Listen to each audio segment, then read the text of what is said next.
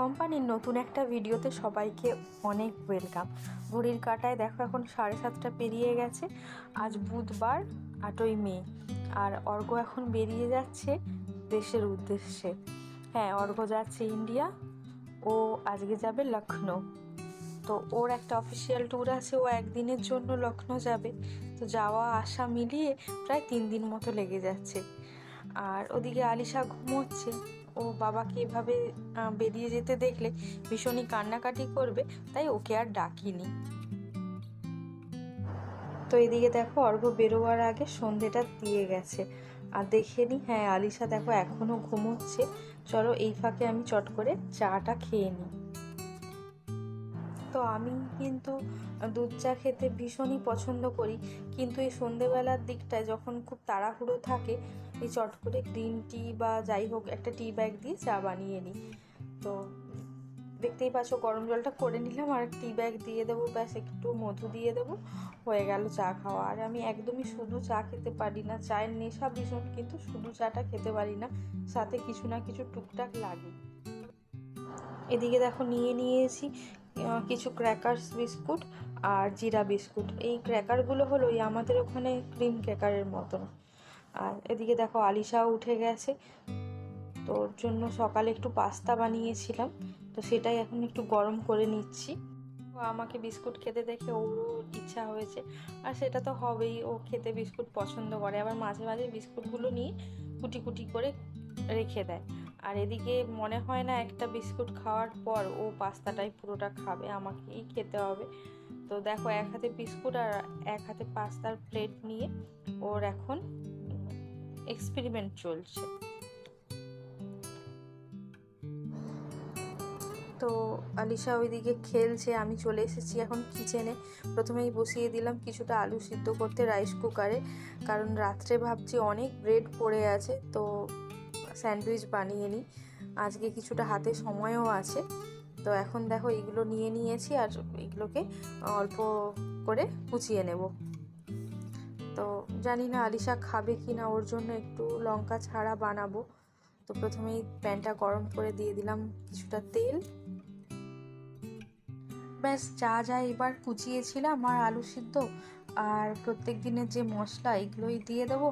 ব্যাস হয়ে যাবে, আলুর ফিলিংটা রেডি। আচ্ছা, তোমরা নিশ্চয়ই বাড়িতে বানাও, তোমরা কিভাবে বানাও, কি দাও, পারলে কমেন্টে অবশ্যই জানিও।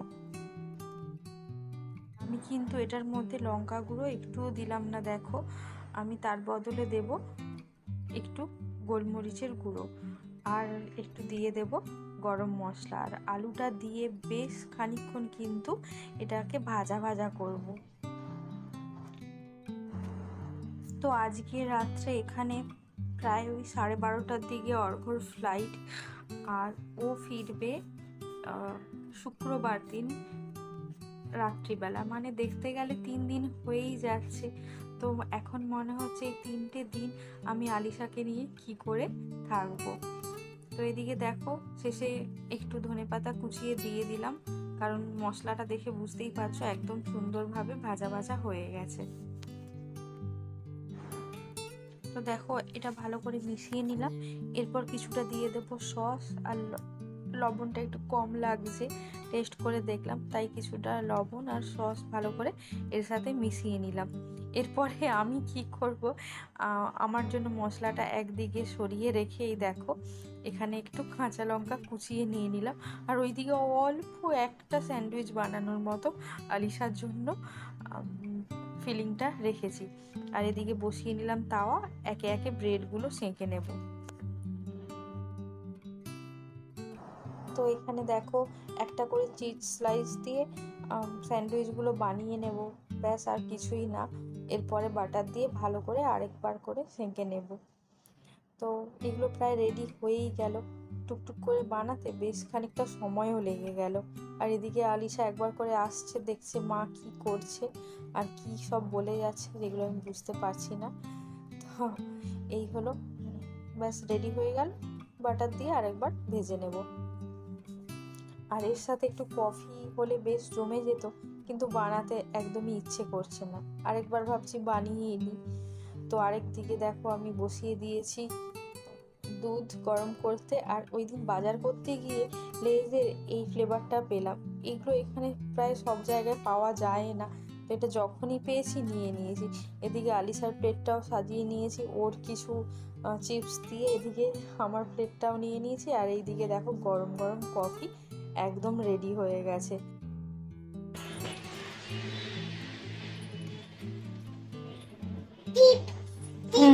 তো তখন চিপস বোঝাতে চাইছিল, আর ও আমাদের প্লেটগুলো থেকে সব চিপসগুলো খেলো আর কিছুই খেলো না। তাই ওর জন্য এখন আমি একটু দুধ ভাত গুড় দিয়ে নিয়ে যাচ্ছি, দেখি এটা খায় কি না। না, ওই দুধ ভাতটাও আলিশা পুরোটা খেলো না, যাক ছেড়ে দিলাম। আর রাত্রে তো শোয়ার আগে দুধ এমনিতেও খাবে। তো এখন দেখো ও সমস্ত জামা কাপড় ক্রিম এগুলো নিয়ে নিয়েছে, আর ও একদম ফ্রেশ হয়ে গেছে রাত্রে ঘুমাবার জন্য। আলিশা এখন একদম রেডি। আর সাথে দেখো আলিশার ভাই, তো এই ভাইকে এখন ওর এতই ভালো লাগছে যে ভাই ওর সাথে সব জায়গায় যায়।